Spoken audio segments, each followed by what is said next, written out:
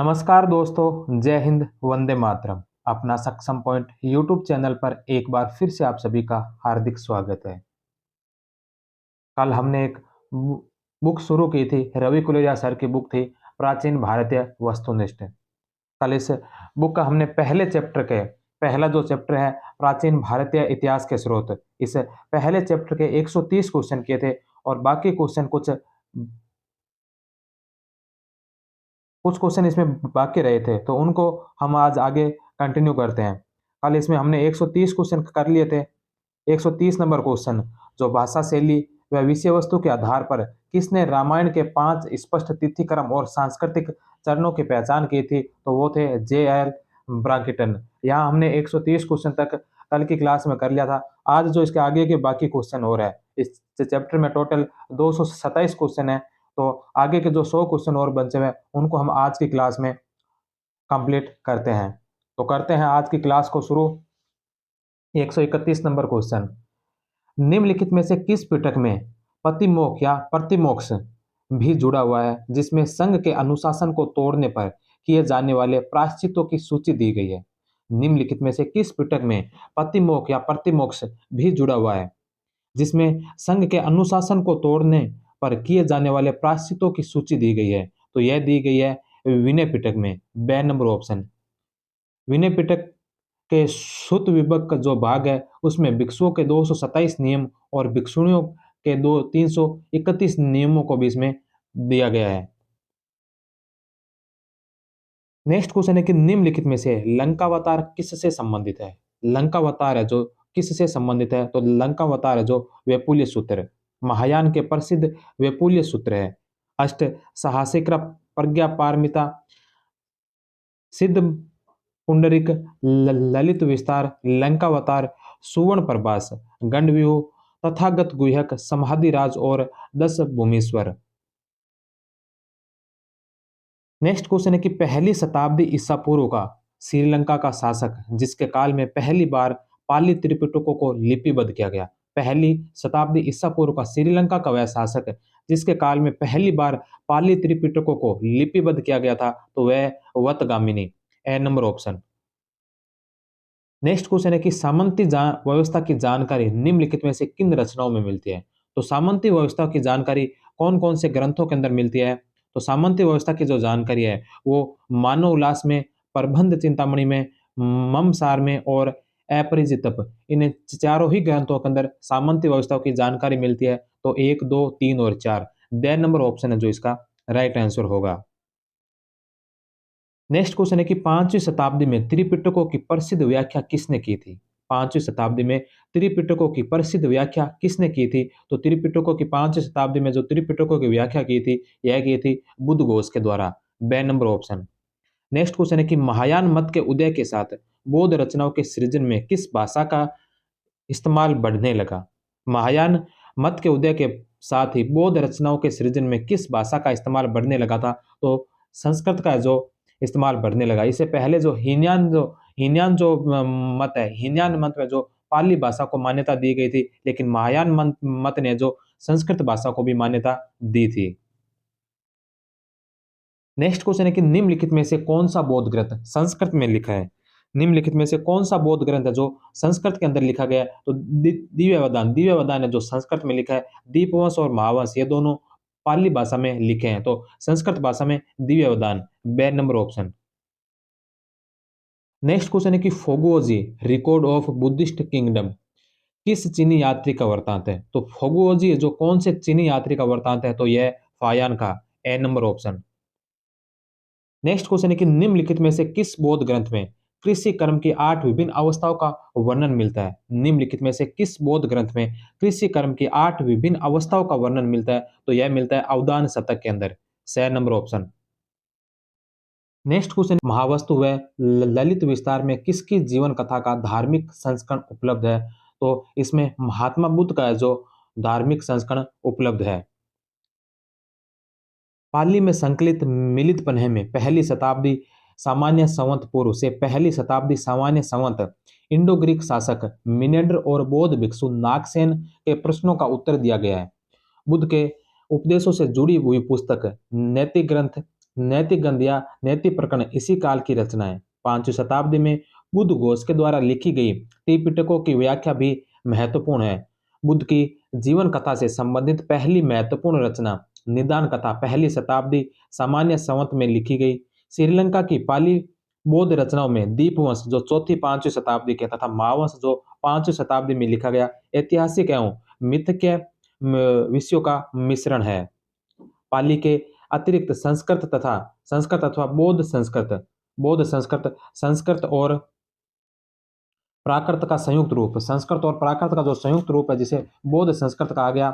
संस्कृत और प्राकृत का संयुक्त रूप इसमें भी बौद्ध साहित्य की उत्कृष्ट परंपरा रही है। महायान मत के उदय के साथ बौद्ध रचनाओं के सृजन के लिए संस्कृत का उपयोग बढ़ने लगा, किंतु सरस्वतीवाद जैसे महानेतर बौद्ध संप्रदायों में भी धार्मिक सिद्धांतों का संकलन संस्कृत संस्कृत में हुआ। उदाहरण के तौर पर सरस्वतीवाद का सिद्धांत संस्कृत में है। महावस्तु नामक बौद्ध ग्रंथ में महायान मत का प्रभाव है। उसमें बुद्ध के जीवन कथा का धार्मिक संस्करण उपलब्ध है। पहली दूसरी शताब्दी की रचना ललित विस्तार में भी बुद्ध की जीवन कथा का धार्मिक संस्करण उपलब्ध है। यह रचना सरस्वतीवाद संप्रदाय की होते हुए भी महायान मत से बहुत प्रभावित है। यह रचना संस्कृत तथा बौद्ध मिश्र संस्कृत प्राकृत भाषा में लिखी गई है। जीवन चरित्र के धार्मिक संस्करण की इस विद्या को हेजियोग्राफी की संज्ञा दी गई है। संस्कृत में लिखे बौद्ध साहित्य में अश्वघोष का बुद्ध चरित्र पहली दूसरी शताब्दी तथा अवदान साहित्य प्रमुख है। नैतिक उपदेशों के साथ लिखी गई अवदान कथा की श्रेणी में अवदान शतक द्वितीय शताब्दी और दिव्य अवदान चतुर्थ शताब्दी प्रमुख है, जिनमें बुद्ध और मौर्य सम्राट अशोक से जुड़ी कथाएं संकलित है। पहली शताब्दी की अष्ट सहस्त्रक प्रज्ञा पारमिता तथा संदर्भ पुंडरीक में बुद्ध बोधिसत्व तथा महायान सिद्धांतों का संकलन है। बाद के महायान विचारक नागार्जुन वसुबंधु असंग आर्यदेव बुद्ध पालित और दिनांक की रचनाएं संस्कृत में है। नोट: सामान्य संवत पूर्व को ईसा पूर्व और सामान्य संवत को ईसवी समझे, क्योंकि वर्तमान में बीसी व एडी के स्थान पर बीसीई बिफोर कॉमन एरा सामान्य संवत पूर्व और सीई कॉमन एरा सामान्य संवत का इस्तेमाल होने लगा है। नेक्स्ट क्वेश्चन है कि निम्नलिखित रचनाओं और रचयिताओं को सुमेलित कीजिए। निम्नलिखित रचनाओं और रचयिताओं को जो सुमेलित कीजिए, तो यहाँ पर रचना उदय सुंदरी कथा। उदय सुंदरी कथा जो सोडेल की रचना है। विवेक चूड़ामणि है जो आदि शंकराचार्य की रचना है। तत्व संग्रह जो रचना यह शांत रक्षित की है। और प्रश्न पदा जो रचना यह चंद्र कीर्ति की है। तो ये चारों ही सुमेलित है। एक में ए, दो में बी, तीन में सी और चार में डी। तो ए नंबर ऑप्शन है जो इसका राइट होगा। प्रश्न पदा यह चंद्र कीर्ति द्वारा नागार्जुन की माध्यमिक कारिका की व्याख्या है। चंद्र कीर्ति ने चतुष्टक नामक टीका और माध्यमिक अवतार की रचना भी की है। नेक्स्ट क्वेश्चन है कि निम्नलिखित में से किस ग्रंथ में कौरव, पांडव, कृष्ण, बलराम इत्यादि की कथाओं का जैन संस्करण देखा जा सकता है? तो कौन से ग्रंथ के अंदर कौरवों की, पांडवों की, कृष्ण और बलराम इत्यादि की कथाओं का जैन संस्करण देखा जाता है? तो वह है हरिवंश पुराण में। बे नंबर ऑप्शन। जैन पुराण जिन्हें श्वेतांबरों द्वारा चरित कहा जाता है, मूल रूप से जैन तीर्थंकरों की हेजियोग्राफी संत चरित लेखन है, किंतु इनमें बहुत सारी अतिरिक्त सामग्री भी उपलब्ध है। 9वीं शताब्दी के आदि पुराण में पहले जैन तीर्थंकर ऋषभ या आदिनाथ की जीवन कथा है। 8वीं शताब्दी के हरिवंश पुराण में कौरव, पांडव, कृष्ण, बलराम इत्यादि की कथाओं को जैन संस्करण में देखा जा सकता है। जिनसेन और गुणभद्र द्वारा 9वीं शताब्दी में लिखा गया त्रिषष्टि लक्षण महापुराण में जैन संतों, राजाओं और नायकों की कथाएं हैं। हेमचंद्र द्वारा 12वीं सदी लिखित परिशिष्ट पर्वन में प्रारंभिक जैन संतों के इतिहास के अलावा राजनीतिक इतिहास पर भी प्रकाश डाला गया है। नेक्स्ट क्वेश्चन है नाया धम कहा और उवासक दशव किस धर्म से संबंधित ग्रंथ है? नाया धम कहा और उवासक दशव जो कौन से धर्म से संबंधित ग्रंथ है? तो ये जैन धर्म से संबंधित ग्रंथ है। जैन आगमों में सबसे महत्वपूर्ण 12 अंग है। आचरांग सूत्र में जैन भिक्षुओं के आचार नियमों का उल्लेख है। भगवती सूत्र में महावीर के जीवन पर कुछ प्रकाश पड़ता है। नायादम कहा में महावीर की शिक्षाओं का संग्रह है। उपासक दशाओं में उपासकों के जीवन संबंधी नियम दिए गए हैं। अंतगढ़ दशाओं और अणुत्रो अणुत्रोवय दशाओं में प्रसिद्ध भिक्षुओं की जीवन कथाएं। विवाह सुई मसूत में कर्म फल का विवेचन है। इन बाहरी अंगों में प्रत्येक का उपांग भी है। इन पर अनेक भाष्य लिखे गए जो निरुति, चूर्णी और टीका कहलाते हैं। जैन आगमों का वर्तमान रूप एक सभा में निश्चित किया गया था जो 513 या 526 ईस्वी में वल्लभी के अंदर हुई थी। भगवती सूत्र में 16 महाजनपदों का उल्लेख है। भद्रबाहु चरित से चंद्रगुप्त मौर्य के राज्यकाल की घटनाओं पर कुछ प्रकाश पड़ता है। ऐतिहासिक दृष्टि से वसुदेव हिंडी, वृहत कल्प सूत्र भाष्य, आवश्यक चूर्णी, कालिका पुराण, कथा कोश महत्वपूर्ण जैन ग्रंथ है। परंतु सबसे महत्वपूर्ण हेमचंद्र कृत परिशिष्ट पर्व है जिसकी रचना ईसा की 12वीं शताब्दी में हुई थी। नेक्स्ट क्वेश्चन है कि निम्नलिखित रचनाओं व लेखकों को सुमेलित कर सही कूट का चयन कीजिए। तो यहाँ पर कुछ रचनाएं और लेखकों के नाम दे रखे हैं जिनको हमें सुमेलित करना है। सबसे पहली रचना है न्याय प्रवेश तर्कशास्त्र। न्याय प्रवेश तर्कशास्त्र जो रचना है शंकर स्वामी की रचना है। दूसरे नंबर पर है चतुवर्ग चिंतामणि। चतुवर्ग चिंतामणि है जो हेमाद्रि पंडित की है। यश तिलक है जो सोमदेव सूरी की, और तिलक मंजरी है जो धनपाल की रचना है। तो ये चारों ही सुमेलित है। न्याय प्रवेश तर्कशास्त्र शंकर स्वामी की, चतुर्वर्ग चिंतामणि हेमाद्रि पंडित की, यश तिलक है जो सोमदेव सूरी की, और तिलक मंजरी है जो धनपाल की है। तो ए नंबर ऑप्शन इसका राइट होगा। नेक्स्ट क्वेश्चन है कि निम्नलिखित में से कौन सी रचना कंबन की नहीं है। निम्नलिखित में से कौन सी रचना जो कंबन की नहीं है। एरुलपुथु, कंब रामायण और सरस्वती अनंथी, ये तीनों ये जो कंबन की रचनाएं। अगितियम है जो ये कंबन की रचना नहीं है। अगितियम की रचना अगस्त्य मुनि ने की थी। अगस्त्य मुनि के निर्देशन में संगम काल में हुई थी। कंबन की प्रमुख पुस्तकें, कंबन की अगर पुस्तकों की बात की जाए तो उसमें कंब रामायण, एरुलपुथु, सरस्वती अनंथी, सदागोपर अनंथी, तिरुककई वल्लकम प्रमुख रचनाएं हैं कंबन की। नेक्स्ट क्वेश्चन है कि निम्नलिखित रचनाओं एवं रचनाकारों में सुमेलित नहीं है। निम्नलिखित रचनाओं और रचनाकारों में कौन है जो सुमेलित नहीं है। तो सुकृत संकीर्तन जो रचना है अरिसिंह की है। तो ए नंबर तो इसका सही है। दूसरा कीर्ति कौमुदी है जो सोमेश्वर की रचना है, यह भी सही है। प्रबंध कोश है जो हरिभद्र सूरी की नहीं बल्कि प्रबंध कोश है जो राजशेखर की रचना है। प्रबंध कोश है जो राजशेखर की रचना है, ना कि हरि सिंह सूरी की। तो सह नंबर है जो इसका असुमेलित होगा। और द नंबर में है वसंत विलास है जो बालचंद्र की रचना है, यह भी सही है। तो ए ब और द सही है। सह है जो इसका असुमेलित है।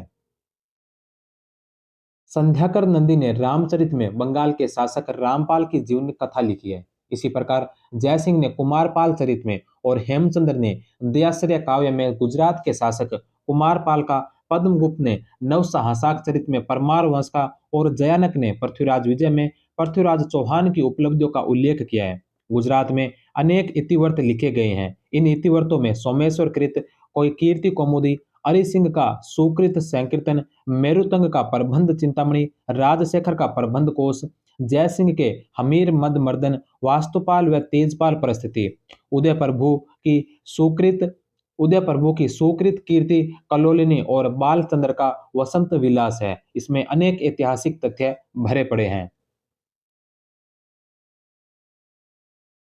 नेक्स्ट क्वेश्चन है कि भारत का उल्लेख करने वाला प्रथम ज्ञात ग्रीक लेखक कौन था। तो भारत का उल्लेख करने वाला प्रथम ज्ञात ग्रीक लेखक कौन था। तो वह था Scylax. The number option. Next question है निम्नलिखित पुस्तक और लेखक युगों में से कौन सा सुमेलित नहीं है। तो इसमें से कौन सा है जो सुमेलित नहीं है।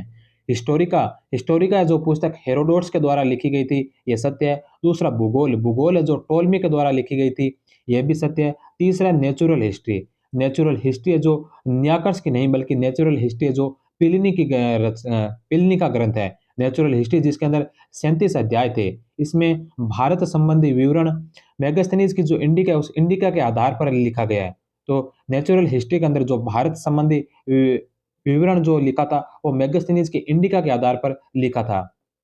तो नेचुरल हिस्ट्री जो पिलनी की रचना है।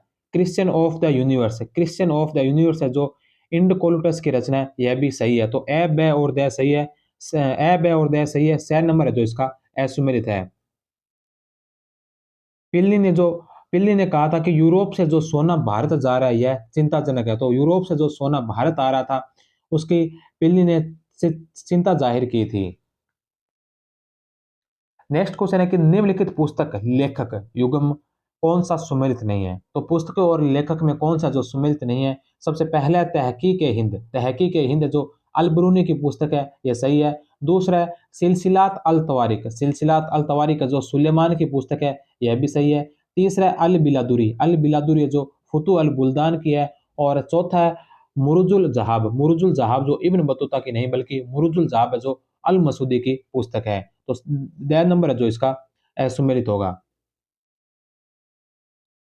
नेक्स्ट क्वेश्चन है कि चोल शासक परांतक प्रथम के काल में किसने ऋग्रथ दीपिका की रचना की थी। चोल शासक परांतक प्रथम के काल में किसने ऋग्रथ दीपिका की रचना की थी। तो यह की थी वेंकट माधव ने। ए नंबर ऑप्शन। चोल और विजयनगर साम्राज्यों की स्थापना के बाद से वेदों की व्याख्या के लिए महत्वपूर्ण प्रयत्न हुए। चोल परांतक प्रथम के शासन में वेंकट माधव ने जो कावेरी नदी के तट पर एक गांव में रहता था ऋग्रथ दीपिका लिखी। विजयनगर के प्रारंभिक शासकों उल्लेखनीय रूप से बुका प्रथम के शासन में सायण के नेतृत्व में विद्वानों के एक बड़े दल ने चारों वेदों की संहिताओं और अनेक ब्राह्मणों और आरण्यकों की टीका तैयार करने का सुविशाल कार्य किया था। सायण से पूर्व की वैदिक टीकाओं में होयसल रामनाथ के शासन में सामवेद पर लिखी गई भारत स्वामिनी की टीका भी उल्लेखनीय है। वेंकट माधव और सायण के बीच की अवधि में एक महान टीकाकार सदगुरु शिष्य छह गुरुओं का शिष्य भी हुआ जिसका वास्तविक नाम हमें ज्ञात नहीं है। उसने संभवतः 13वीं शताब्दी के मध्य में ऐत्रेय ब्राह्मण और आरण्यक तथा कात्यायन के सर्वानुकर्मणि पर टीकाएं लिखी थी। वेदों के अलावा सहायक ग्रंथों जैसे प्रतिसाख्यों स्वर शास्त्र हस्तकों और कल्पसूत्रों कर्मकांडों पर टीकाएं भी लिखी गई थी। सदगुरु शिष्य ने खुद आश्वलायन सूत्र पर टीका लिखी थी और आपस्तंभ स्रोत पर मालवृंत निवासिनी और कौंडपाचार्य 14वीं शताब्दी के ने दो टीकाएं लिखी थी। कौंडपाचार्य ने प्रयोग रत्नमाला की भी रचना की जो शास्त्रोक्त कर्मकांडों पर एक स्वतंत्र निबंध था। बौधायन स्रोत सूत्र पर भी दो टीकाएं लिखी गई, एक भवस्वामी जो 9वीं या 10वीं शताब्दी में लिखी थी और दूसरी सुप्रसिद्ध सायन ने जो स्वयं सूत्र के अनुयायी थे। उसी मतवाद में उसी मतवाद में एक दूसरे प्रसिद्ध टीकाकार हरदत्त है जिनकी टीका आश्वालायन ग्रह सूत्र पर अनाविता आपस्तंभ ग्रह सूत्र व अनाकुला और धर्म सूत्र पर उज्जवल उज्जवल ठीक ही प्रसिद्ध है। उन्होंने गौतम गौतम धर्मसूत्र पर मिताक्षरा और बोधायन स्रोत सूत्र पर एक टीका लिखी जिसका अब तक महत्वहीन खंड ही उपलब्ध हो सका है। देवराज के निघंटु व्याख्यान श्रीरंगम में 15वीं शताब्दी में लिखी गई थी। इसे वैदिक ज्ञान के इतिहास में एक महत्वपूर्ण चरण मानना चाहिए क्योंकि यह वैदिक शब्द शास्त्र पर यास्क के प्रसिद्ध निबंध की विद्वतापूर्ण व्याख्या है।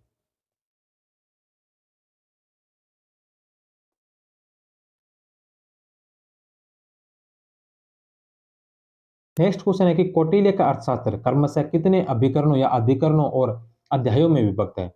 तो कौटिल्य का अर्थशास्त्र है जो कितने अभिकरणों अधिकरणों या अध्यायों में विभक्त है।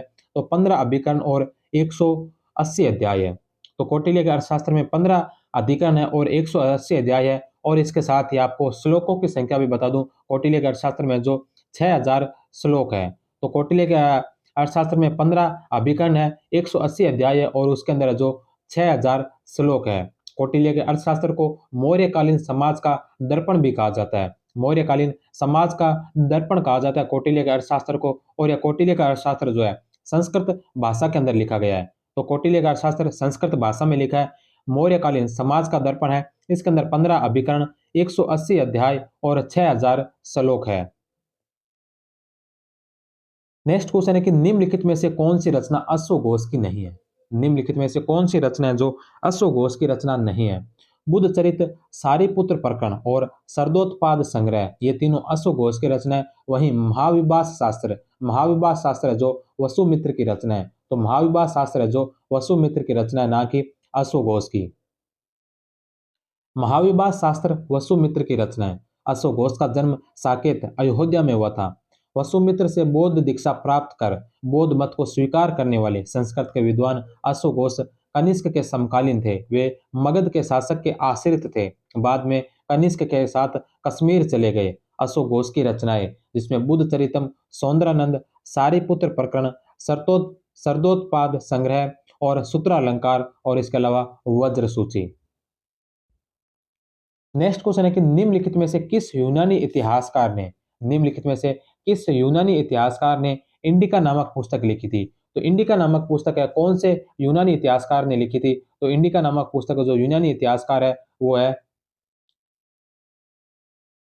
कौन कौन से नहीं लिखी थी, कौन से यूनानी इतिहासकार ने इंडिका नामक पुस्तक नहीं लिखी थी। तो मेगस्थनीज ने इंडिका लिखी थी, एरियन ने इंडिका लिखी थी और टीसीएस ने भी इंडिका नामक पुस्तक लिखी थी। लेकिन पेट्रोक्लोज ने जो इंडिका नामक पुस्तक नहीं लिखी थी। तो ए नंबर ऑप्शन इसका राइट होगा। नेक्स्ट क्वेश्चन है कि किस चीनी यात्री का गंगा के तट पर डाकुओं ने अपहरण कर लिया था। तो कौन से वो चीनी यात्री थे जिनका गंगा के तट पर डाकुओं ने अपहरण कर लिया था।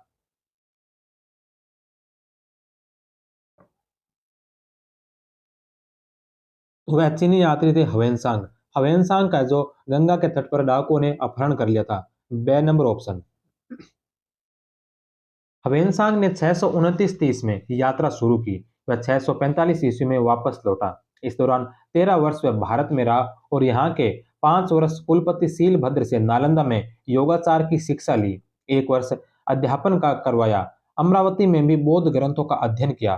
पल्लव शासक नरसिंह वर्मन के समय वह उनकी राजधानी कांची में गया। मध्य एशिया के सिल्क मार्ग से भारत आने वाले ह्वेनसांग को चीन से निकलते समय चीनी आर्मी ने पकड़ लिया था क्योंकि वह बिना परमिट के यात्रा कर रहा था। गंगा किनारे डाकुओं ने उसे लूट लिया था।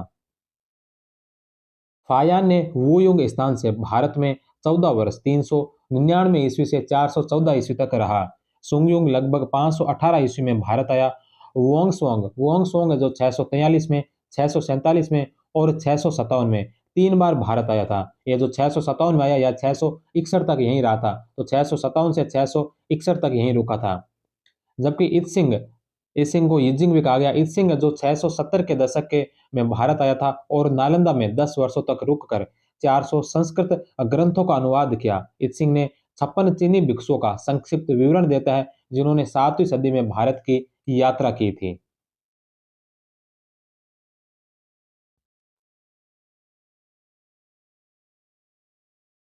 नेक्स्ट क्वेश्चन है कि निम्नलिखित में से कौन सी पुस्तक का लेखन रोमिला थापर ने नहीं किया। तो इनमें से कौन सी पुस्तक है जो रोमिला थापर की पुस्तक नहीं है। तो Mauryas revisited the Mauryas revisited जो रोमिला थापर की है। Ashoka and the decline of Mauryas यह भी रोमिला थापर की है। और फ्रॉम लीनियज टू स्टेट यह भी रोमिला थापर की है। तो ये 3 पुस्तकें रोमिला थापर की है। वहीं age of the Nandas and Mauryas जो पुस्तक है यह के ए नीलकंठ शास्त्री की है। तो age of the Nandas of Mauryas Nilakanta Shastri की है। The Mauryas revisited, Ashoka and the decline of Mauryas और फ्रॉम लिनियज स्टेट ये तीनों जो रोमिला थापर की पुस्तकें हैं। रोमिला थापर की अन्य महत्वपूर्ण पुस्तकें जिसमें शंकुतला टेक्स्ट रीडिंग और histories, Somnath the many voices of a history, Indian tales, the past as present, interpreting और early India, the historian and her craft, history and beyond और which of us are Aryans. तो ये जो रोमिला थापर की कुछ अन्य पुस्तकें थी। नेक्स्ट क्वेश्चन है कि आरसी मजूमदार के द्वारा संपादित history and culture of the Indian people कितने खंडों में भारत विद्या भवन बॉम्बे द्वारा प्रकाशित की गई। आरसी मजूमदार के द्वारा संपादित history and culture of the Indian people कितने खंडों में भारत विद्या भवन बॉम्बे द्वारा प्रकाशित की गई थी। तो यह की गई थी 11 खंडों में। 6 नंबर ऑप्शन।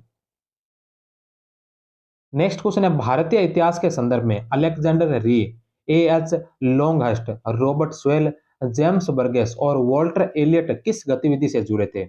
भारतीय इतिहास के संबंध में Alexander Rea, A H Longhurst, Robert Sewell, James Burgess और वॉल्टर एलियट किस गतिविधि से जुड़े थे। तो यह पुरातात्विक उत्खनन से जुड़े हुए व्यक्ति थे। ए नंबर ऑप्शन।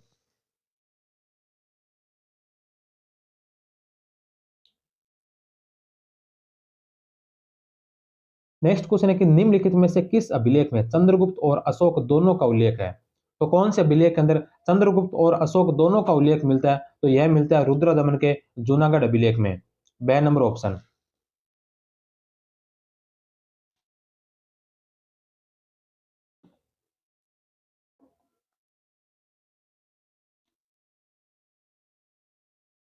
शक क्षत्रप शासक रुद्रदमन के द्वारा 150 ईस्वी में निर्गत एक अभिलेख में चौथी सदी ईसा पूर्व जूनागढ़ जो गिरनार में है में सुदर्शन झील नाम से एक जलाशय का चंद्रगुप्त मौर्य के काल में हुए निर्माण कार्य का उल्लेख है, जो अशोक के काल में बनकर तैयार हुआ।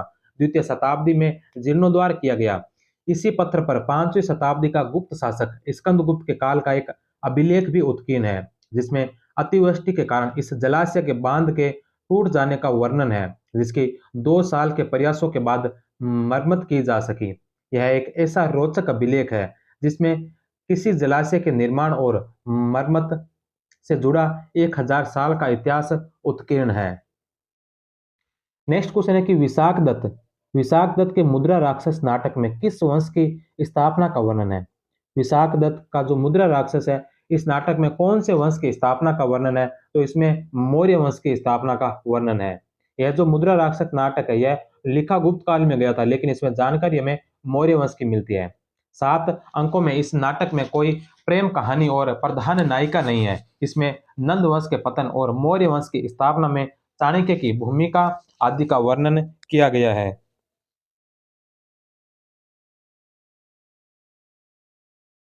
नेक्स्ट क्वेश्चन है कि भारत का प्राचीन स्मारक सुरक्षा कानून तथा इसके अंतर्गत भारतीय पुरातत्व सर्वेक्षण विभाग निम्नलिखित में से किसने प्रारंभ किया? भारतीय प्राचीन स्मारक सुरक्षा कानून तथा इसके अंतर्गत भारतीय पुरातत्व सर्वेक्षण विभाग निम्नलिखित में से किसके द्वारा प्रारंभ किया गया था? तो यह किया गया था लॉर्ड कर्जन के द्वारा प्रारंभ। भारत के प्राचीन स्मारकों की सुरक्षा हेतु 1904 ईस्वी में कानून बना। इसके अंतर्गत पुरातत्व सर्वेक्षण स्थायी विभाग। वैसे भारतीय पुरातत्व सर्वेक्षण की स्थापना 1861 में हो गई थी। 1861 में ही कनिंघम को पहला सर्वेयर जनरल बनाया गया था। नेक्स्ट क्वेश्चन है कि निम्नलिखित में से युग्मों में से कौन सा सही सुमेलित है? निम्नलिखित में से कौन सा जो सही सुमेलित है? बेसनगर का बेसनगर में सेव गुफा मंदिर है, तो बेसनगर में सेव गुफा मंदिर नहीं बल्कि बेसनगर है जो भागवत धर्म से जुड़ा है। वहां पर गरुड़ ध्वज निर्मित किया गया, ना कि सेव गुफा है।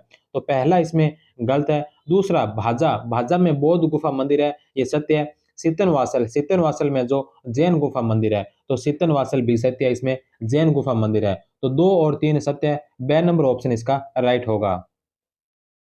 बेसनगर भागवत धर्म से जुड़ा है, जहां एक गरुड़ ध्वज निर्मित किया गया है। पुणे के निकट भाजा में 2री शताब्दी ईसा पूर्व की 22 बौद्ध गुफाएं निर्मित है। सीतनवासल तमिलनाडु के पुदुकोट्टई जिले में स्थित है, जहां एक जैन गुफा मंदिर बना हुआ है। नेक्स्ट क्वेश्चन है उत्तरी कोंकण के शिलाहार वंशी शासक अप्रार्क ने किस स्मृति पर टीका लिखी? उत्तरी कोंकण के शिलाहार वंशी शासक अप्रार्क ने किस स्मृति पर टीका लिखी थी? तो यह लिखी थी याज्ञवल्क्य स्मृति पर टीका। याज्ञवल्क्य स्मृति पर टीका लिखी थी अप्रार्क ने। याज्ञवल्क्य स्मृति पर कुछ और टीकाकारों ने टीकाएं लिखी थी, जिनमें नाम आता है विश्वरूप का।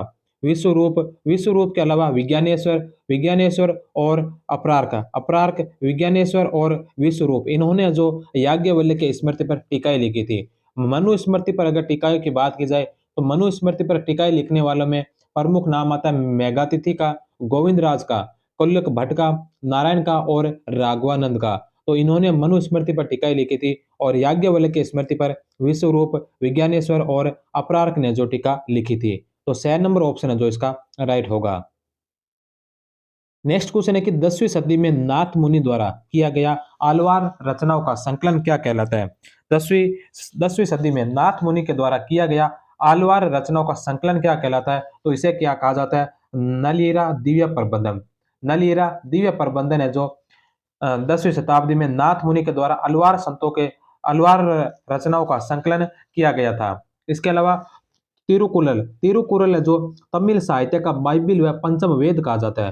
तिरुकुरल को है जो तमिल साहित्य का पंचम वेद व तमिल साहित्य का बाइबिल कहा जाता है। इसकी रचना जो की थी, यह की थी संत थे तिरुवल्लुवर, संत तिरुवल्लुवर तिरुवल्लुवर के द्वारा जो तिरुकुलर की रचना की गई थी। इसमें टोटल 113 भाग है। तिरुकुलर कुलर के अंदर 113 भाग है। इसे तमिल साहित्य का बाइबल व पंचम वेद कहा गया है। इसकी रचना संत तिरुवल्लुवर के द्वारा की गई। वहीं जो शिल्पदिकारम है, शिल्पदिकारम को तमिल साहित्य का इलियड कहा गया। तमिल साहित्य का इलियड कहा जाता है शिल्पदिकारम को। वहीं मणिमेखले जो तमिल साहित्य का ओडिसी है। शिल्पदिकारम को इलियड कहा गया और मणिमेखले को जो तमिल साहित्य का ओडिसी कहा गया। शिल्पदिकारम की जहाँ समाप्ति होती है, इस शिल्पदिकारम ग्रंथ की जहाँ पर समाप्ति होती है, वहीं आगे से यह मणिमेखली शुरू होता है, जो शीतले सत्यनारायण के द्वारा रचित है। तो ये चारों ग्रंथों के बारे में ध्यान रखना, चारों ग्रंथ ही महत्वपूर्ण है। इसमें जो पूछा था नाथ मुनि के द्वारा अलवार रचनाओं का संकलन, उसे नलिरा देव प्रबंधन कहा गया। तो बी नंबर ऑप्शन है जो इसका राइट आंसर है। नेक्स्ट क्वेश्चन है कि हमें चोलों के विषय में उनके पूर्ववर्ती राजवंशों की अपेक्षा अधिक जानकारी मिलती है। हमें चोलों के विषय में उनके पूर्ववर्ती राजवंशों की अधिक जानकारी मिलती है, तो यह बात सत्य है। दूसरा, चोल शासकों ने मंदिरों की दीवारों पर अभिलेख उत्कीर्ण करने का चलन प्रारंभ किया, जिनमें उनकी विजयों के ऐतिहासिक विवरण दिए जाते हैं। चोल शासकों ने मंदिरों की दीवारों पर अभिलेख उत्कीर्ण करने का चलन प्रारंभ किया था, जिसमें उनकी विजयों का ऐतिहासिक विवरण दिए जाते हैं। तो यह बात भी सत्य है। तो ए और आर दोनों सत्य है और आर है जो एक ही सही व्याख्या है। तो बी नंबर ऑप्शन इसका राइट होगा। नेक्स्ट क्वेश्चन है कि निम्नलिखित रचनाओं और रचनाकारों को सुमेलित कीजिए। निम्नलिखित रचनाओं और रचनाकारों का जो सुमेलित कीजिए। एक तरफ रचना है रामचरित। रामचरित जो रचना है संध्याकर नंदी की है। रामचरितम संध्याकर नंदी की है। उत्तर रामचरित जो भवभूति की है। तीसरे नंबर पर है प्रतिमानाटक। प्रतिमानाटक है जो भास की है और बाल रामायण है जो राजशेखर की है। तो एक में बी, दो में ए, सी में डी और चार में सी। ड नंबर ऑप्शन इसका राइट होगा। संध्याकर नंदी के रामचरित में संस्कृत छंद की एक विशेष शैली अपनाई गई है, जिसमें रामायण की कथा और 11वीं-12वीं शताब्दी में बंगाल के राजा पाल शासक का जीवन चरित्र दोनों एक साथ पढ़ा जा सकता है। 12वीं शताब्दी में हेमचंद्र द्वारा लिखित कुमार पाल चरित में संस्कृत और प्राकृत दोनों का प्रयोग किया गया है तथा इसमें गुजरात के चालुक्य शासकों के साथ साथ संस्कृत और प्राकृत के सूत्र भी पढ़े जा सकते हैं। नेक्स्ट क्वेश्चन है कि अलबरूनी की किताब उल हिंद। अलबरूनी की किताब उल हिंद में कितने अध्याय है? तो अलबरूनी की किताब उल हिंद के अंदर है 80 अध्याय है। The number option. Alberuni Alberuni का जन्म ख्वारिज्म ख्वारिज्म उज्बेकिस्तान का है, जिसका अभी नया नाम खिवा है। 973 ईस्वी में हुआ था। वह कई भाषाओं का जानकार था। सीरियाई, फारसी, डिब्रू तथा संस्कृत भाषाओं का वह जानकार था। वह यूनानी भाषा का जानकार नहीं था, लेकिन उसने प्लेटो और अन्य यूनानी दार्शनिकों के कार्यों के अरबी अनुवादों को पढ़ रखा था।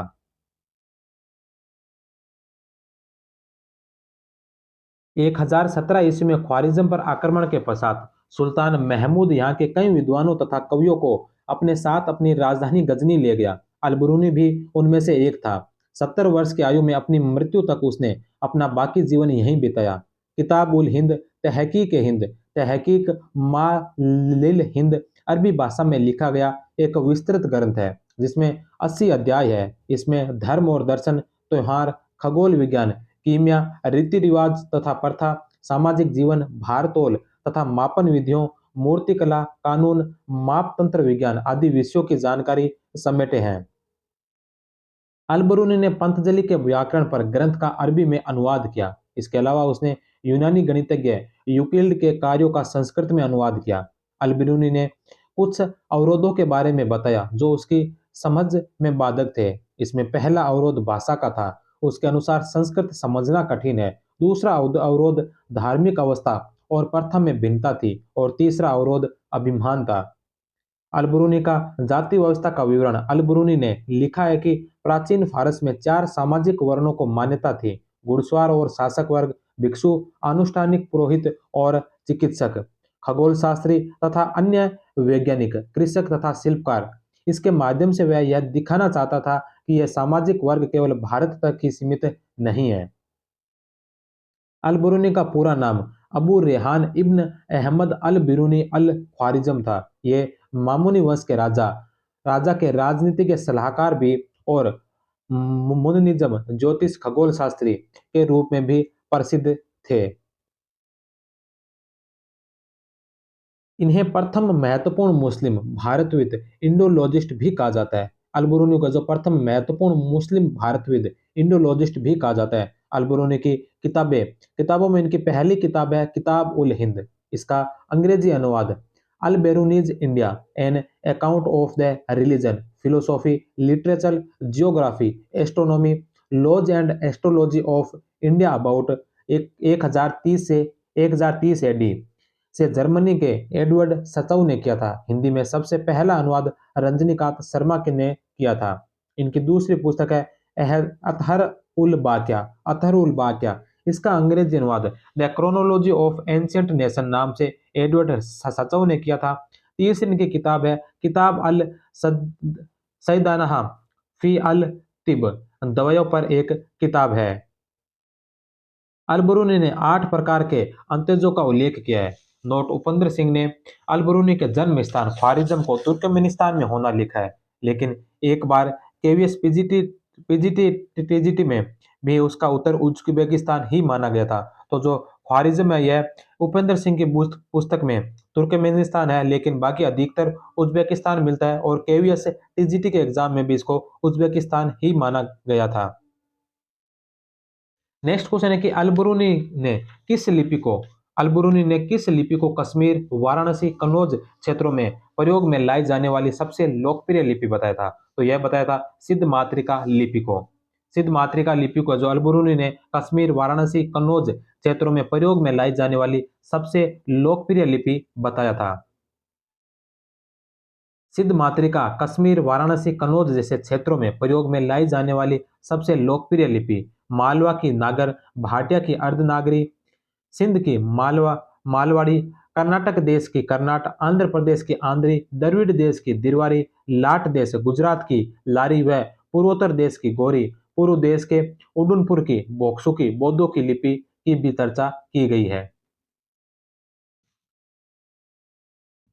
नेक्स्ट क्वेश्चन है लिपि शब्द का पहली बार प्रयोग किस ग्रंथ में हुआ है? लिपि शब्द का पहली बार प्रयोग है जो कौन से ग्रंथ में हुआ है? तो लिपि शब्द का पहली बार प्रयोग हुआ है अष्टाध्यायी के अंदर। ए नंबर ऑप्शन। लेखन के संबंध में प्राचीनतम चर्चा अथवा लिखित दस्तावेजों का कोई भी प्रत्यक्ष प्रमाण सर्वप्रथम पाली में लिखे गए बौद्ध ग्रंथों से प्राप्त होता है। जातक कथा और विनय पिटक इसके सबसे प्रारंभिक प्रमाण है। पाणिनि की अष्टाध्यायी में पहली बार लिपि शब्द का प्रयोग हुआ है। ब्राह्मी लिपि के उत्तरोत्तर अवस्थाओं का प्रमुख राजवंशों के आधार पर नामकरण किया गया, जैसे अशोककालीन ब्राह्मी, कुषाण ब्राह्मी तथा गुप्त ब्राह्मी। पुरालेख विशेषज्ञ डीसी सरकार ने उत्तर भारत में ब्राह्मी लिपि के इतिहासकार की विवेचना करते हुए इसकी 3 अवस्थाओं को चिन्हित किया है। आरंभिक ब्राह्मी तीसरी से पहली सदी सामान्य संवत पूर्व। मध्य ब्राह्मी जो पहली सदी सामान्य संवत पूर्व से तीसरी शताब्दी तक। उत्तर ब्राह्मी जो चौथी चौथी से छठी सदी छठी शताब्दी में गुप्त ब्राह्मी की सिद्ध मातृका या कुटिल नाम की एक लिपि के रूप में विकसित हो गई थी। इसके प्रत्येक अक्षर का निचला दाहिना हिस्सा नुकीले कोण के रूप में लिखा जाता था। इसी काल के बाद में लिपियों का क्षेत्रीकरण भी होने लगा। वर्तमान उत्तर भारत की सारी लिपियां सिद्ध मातृका से ही विकसित हुई है। नागरी या देवनागरी लिपि ने लगभग 1000 सामान्य संवत में अपने वर्तमान स्वरूप को प्राप्त किया था। नेक्स्ट क्वेश्चन है कि सामान्य सर्वप्रथम हिंदुस्तान शब्द का उल्लेख किस राजवंश के अभिलेख में मिलता है? सर्वप्रथम हिंदुस्तान शब्द का जो उल्लेख है यह कौन से राजवंश के अभिलेख में जो सबसे पहले मिलता है? तो यह मिलता है ईरान के सासानी राजवंश के अभिलेख में। नेक्स्ट क्वेश्चन है निम्नलिखित को कालक्रम अनुसार व्यवस्थित कर सही कोट का चयन कीजिए। तो यहाँ पर कुछ विद्वानों के नाम दे रखे हैं और संवत भी दे रखा है, तो कुछ घटनाएं दे रखी है, इनको कालक्रम अनुसार व्यवस्थित करना है। तो इनमें जो सबसे पहले आएंगे वो आएंगे पाणिनि जो पांचवी चौथी शताब्दी ईसा पूर्व के हैं। खारवेल खारवेल का जो अभिलेख है यह प्रथम शताब्दी ईसा पूर्व का है। कलचुरी संवत जो 248 ईसा पूर्व से शुरू हुआ था और ह्वेनसांग जो 7वीं शताब्दी में भारत आए थे। तो इसमें सबसे पहले पाणिनि है, उसके पश्चात पाणिनि के पश्चात आएगा खारवेल के पश्चात कलचुरी संवत और सबसे लास्ट में आएगा ह्वेनसांग। तो दो, एक, चार, दो और तीन, एक, चार, दो, तीन, बे नंबर ऑप्शन। नेक्स्ट क्वेश्चन है कि निम्नलिखित में से कौन कौन लकुलित पाशुपत संप्रदाय पर प्रकाश डालते हैं। निम्नलिखित में से कौन कौन है जो लकुलित पाशुपत संप्रदाय पर प्रकाश डालते हैं। तो इसमें हुविस्क की मुद्रा के अलावा पाणिनि के अष्टाध्यायी, हुविस्क की मुद्रा में लिंगुड या दंड का चिन्ह मिला है जो पाशुपत संप्रदाय का था। इस हुविस्क की मुद्रा के ऊपर है जो दंड का चिन्ह प्राप्त हुआ है जो पाशुपत संप्रदाय का है। दूसरा पाणिनि के अष्टाध्यायी के बाद में बाण भट्ट की कादम्बरी पर भी पाशुपत का उल्लेख मिलता है। इसके पश्चात है जो बाण भट्ट की कादम्बरी और फिर चंद्रगुप्त द्वितीय का मथुरा अभिलेख जो 380 ईस्वी का है। इस पर दो शिवलिंग मिले हैं। उदिताचार्य ने इस पर दो शिवलिंग स्थापित करवाए थे। दो शिवलिंग जो स्थापित करवाए थे इस पर वो करवाए थे उदिताचार्य ने, जो कपिलेश्वर और उपमहेश्वर नाम से दो शिवलिंग स्थापित हुए थे। तो यह भी है जो लकुलिश पाशुपत संप्रदाय से संबंधित है। भवभूति का मालती माधव है, इसका संबंध है जो इस पाशुपत संप्रदाय से नहीं है। तो 1, 2, 3 और 5 ड नंबर ऑप्शन है जो इसका राइट होगा। नेक्स्ट क्वेश्चन है कि निम्नलिखित में से किस ग्रंथ में बौद्ध दृष्टिकोण से गुप्त सम्राटों का वर्णन किया गया है। निम्नलिखित में से किस ग्रंथ में बौद्ध दृष्टिकोण से गुप्त सम्राटों का वर्णन किया गया है। तो यह किया गया है आर्य मंजूश्री मूल कल्प में, बे नंबर ऑप्शन। नेक्स्ट क्वेश्चन है समराइज कहा या सम्रादित्य कथा की रचना किसने की थी। तो समराइज कहा की जो रचना की थी, यह रचना की थी हरिभद्र सूरी के द्वारा। नेक्स्ट क्वेश्चन है वह कौन सा अभिलेख है जो पूजाशिला प्रकार की रचना से संबंधित है। वह कौन सा अभिलेख है जो पूजाशिला प्रकार की रचना से संबंधित है। तो वह गोसुंडी का अभिलेख, स नंबर ऑप्शन। नेक्स्ट क्वेश्चन है कि निम्नलिखित लेखकों और उनके संरक्षकों को सुमेलित कीजिए। तो कौन कौन के से लेखकों के संरक्षक राजा कौन थे, कौन से लेखक जो किन के संरक्षण में रहते थे, उनको सुमेलित करना है। तो सबसे पहला है वाकपति। वाकपति है जो यशोवर्मन, जो कन्नौज के मोखरी वंश के शासक थे, यशोवर्मन, इनके संरक्षण में रहते थे। श्रीहर्ष को जो संरक्षण प्रदान किया था वह दिया था कन्नौज के गहड़वाल वंश के शासक जयचंद के द्वारा। दंडी जो नरसिंहवर्मन, जो पल्लव वंश के शासक थे, इनके संरक्षण में थे। और यशोवर्मन जो कन्नौज के मोखरी वंश के शासक थे, यशोवर्मन के संरक्षण में थे भवभूति। तो ये चारों ये जो सुमेलित है, 1 में ए, 2 में बी, 3 में सी और 4 में डी। तो 6 नंबर ऑप्शन है जो इसका राइट होगा। नेक्स्ट क्वेश्चन है कि निम्नलिखित में से कौन सी रचना एक नाटक नहीं है। तो इसमें से कौन सी है जो एक नाटक नहीं है। तो सारीपुत्र प्रकरण अशोक घोष का यह नाटक है। स्वप्न वास्तता ये भी नाटक है। और मृच कटिकम शूद्रक की यह भी नाटक है। तो ब और द, ब द नाटक है, स जो ये नाटक नहीं है। नेक्स्ट क्वेश्चन है कि भारत में उपलब्ध प्राचीनतम आत्मचरित है। भारत में उपलब्ध प्राचीनतम आत्मचरित कौन सी है। तो यह बाण भट्ट की हर्षचरित है। बाण भट्ट की हर्षचरित है जो भारत में उपलब्ध प्राचीनतम आत्मचरित है। नेक्स्ट क्वेश्चन है मिताक्षरा के संबंध में कौन सा कथन सत्य नहीं है। मिताक्षरा के संबंध में कौन सा कथन है जो सत्य नहीं है। यह विज्ञानेश्वर द्वारा याज्ञवल्क्य स्मृति पर लिखी गई टीका है। मिताक्षरा जो विज्ञानेश्वर के द्वारा याज्ञवल्क्य स्मृति पर लिखी गई टीका है, यह बात सत्य है। दूसरा, यह हिंदू विधि शास्त्र से संबंधित ग्रंथ है। मिताक्षरा जो हिंदू विधि शास्त्र से संबंधित ग्रंथ है, यह भी सत्य है। यह जन्मना उत्तराधिकार के से सिद्धांत के लिए प्रसिद्ध है। यह जन्मना उत्तराधिकार के सिद्धांत के लिए प्रसिद्ध है, यह भी सत्य है। इसके लेखक पुलकेशिन द्वितीय के दरबार में थे। तो इसके जो लेखक है, इसके मिताक्षरा के जो लेखक है विज्ञानेश्वर, यह पुलकेशिन द्वितीय के नहीं बल्कि विक्रमादित्य, चालुक्य शासक विक्रमादित्य चतुर्थ के दरबार में थे। तो द नंबर ऑप्शन है जो इसका गलत होगा। मिताक्षरा के लेखक विज्ञानेश्वर व विक्रमादेव चरित के लेखक विल्हण, कल्याणी के चालुक्य शासक विक्रमादित्य जो 1076 से 1126 तक शासक रहे थे के दरबार में थे। विल्हण ने इन्हें चालुक्यों का राम कहा।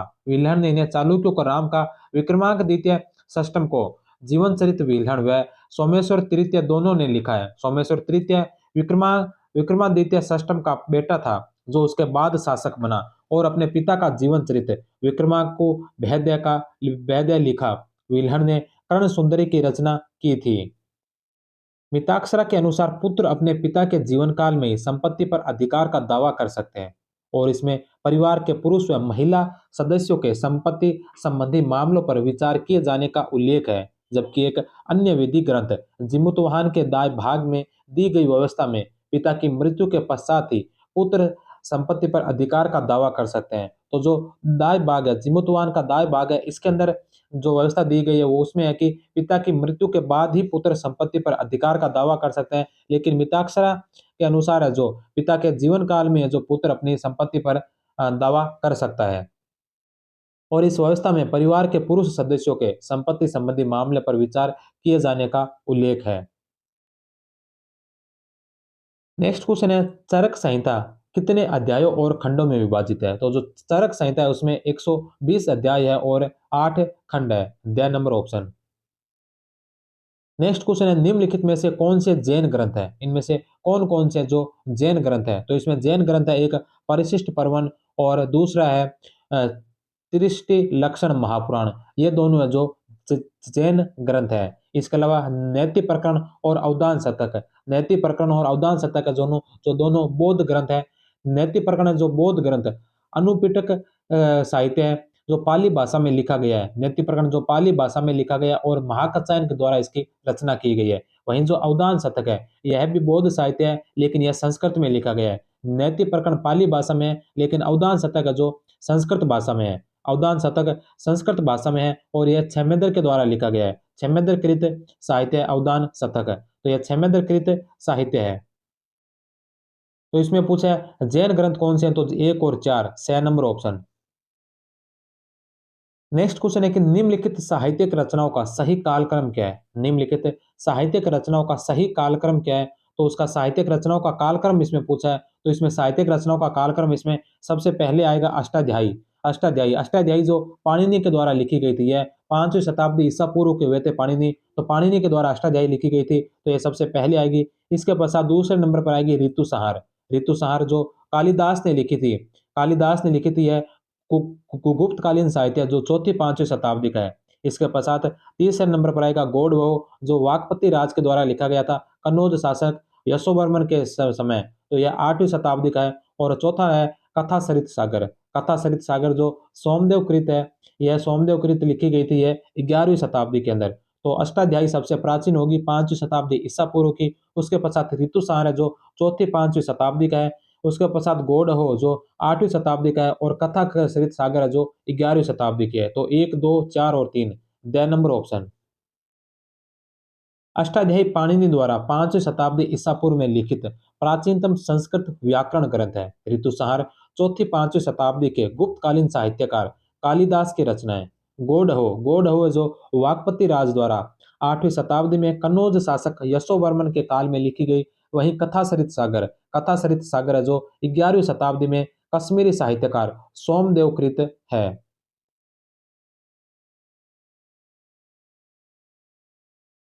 नेक्स्ट क्वेश्चन है कि अभिलेखों का अध्ययन कहलाता है। अभिलेखों का अध्ययन कहलाता है। तो अभिलेखों का अध्ययन क्या कहलाता है? तो अभिलेखों का अध्ययन कहलाता है एपिग्राफी। एपिग्राफी है जो अभिलेखों का अध्ययन कहलाता है। न्यूमिस्मेटिक्स न्यूमिस्मेटिक्स है जो सिक्कों का अध्ययन है। न्यूमिस्मेटिक्स जो सिक्कों के अध्ययन को कहा जाता है। फिलोलॉजी जो भाषा शास्त्र का अध्ययन है। वहीं एंथ्रोपोलॉजी है जो पुरातत्व मानव शास्त्र का अध्ययन है। तो एपिग्राफी अभिलेखों का अध्ययन, फिलोलॉजी जो भाषा शास्त्र का अध्ययन, एंथ्रोपोलॉजी जो पुरातत्व मानव शास्त्र का अध्ययन और न्यूमिस्मेटिक्स है जो सिक्कों का अध्ययन कहलाता है। नेक्स्ट क्वेश्चन है कि भगवत गीता का पहला मलयालम संस्करण किसने लिखा? भगवत गीता का पहला मलयालम संस्करण किसने लिखा था? तो यह लिखा था माधव पणिकर ने। ए नंबर ऑप्शन। नेक्स्ट क्वेश्चन है किस ब्राह्मण ग्रंथ को लघु वेद भी कहा गया है? किस ब्राह्मण ग्रंथ को लघु वेद कहा गया है? तो शतपथ ब्राह्मणों का जो लघु वेद की संज्ञा भी दी गई है। शतपथ और तैत्तिरीय यजुर्वेद के ब्राह्मण ग्रंथ है। ऐत्रेय और कौशिकी ऋग्वेद के ब्राह्मण ग्रंथ है। पंचविंश तांड्य, जैमिनीय, षड्विश आदि ब्राह्मण सामवेद के ब्राह्मण ग्रंथ है, और गोपत गोपत जो अथर्ववेद का ब्राह्मण ग्रंथ है। नेक्स्ट क्वेश्चन है, नेति प्रकरण ग्रंथ किसके उपदेशों से संबंधित है? नेति प्रकरण ग्रंथ है जो किसके उपदेशों से संबंधित है? तो यह है गौतम बुद्ध के उपदेशों से संबंधित है। महाकचायन द्वारा रचित नेति प्रकरण बुद्ध के उपदेशों से जुड़ी पुस्तक है। बुद्ध के उपदेशों से जुड़ी पुस्तक है, जिसे बौद्ध ग्रंथ का अनुपिटक साहित्य भी कहा जाता है, और यह पाली भाषा के अंदर लिखा गया है। नेक्स्ट क्वेश्चन है, मानसार ग्रंथ मुख्यतः किस विषय से संबंधित है? तो मानसार ग्रंथ कौन से विषय से संबंधित है? तो मानसार जो ग्रंथ है यह शिल्प से संबंधित ग्रंथ है। 6 नंबर ऑप्शन। नेक्स्ट क्वेश्चन है, सेमेंदर की समय मात्रिका में महत्वपूर्ण भूमिका है। सेमेंदर की समय मात्रिका में महत्वपूर्ण भूमिका किसकी है? तो इसमें महत्वपूर्ण भूमिका है वेश्याओं की।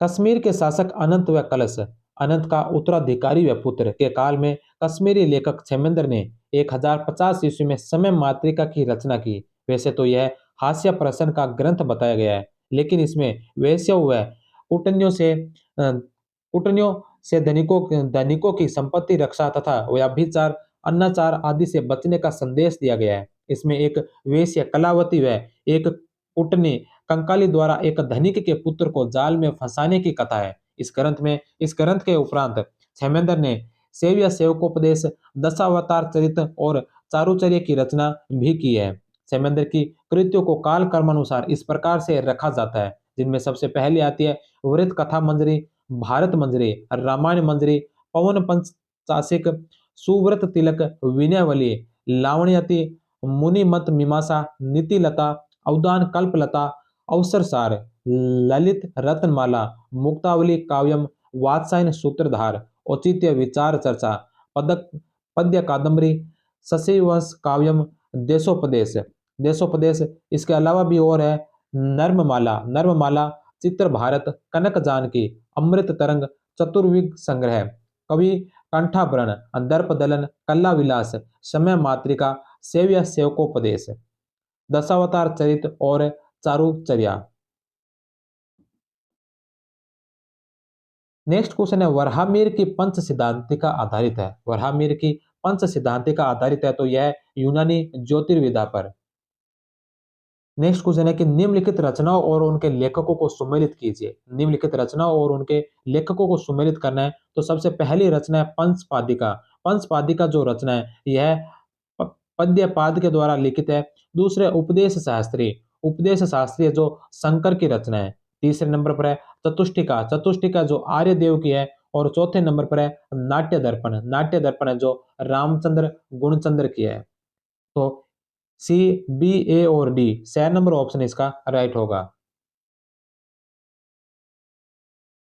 विशाख दत्त का नाटक देवी चंद्रगुप्तम भोजराज द्वारा रचित श्रृंगार प्रकाश की पांडुलिपि में पाया गया। इस नाटक का कुछ अंश रामचंद्र गुणचंद्र के नाट्य दर्पण में भी पाया गया है।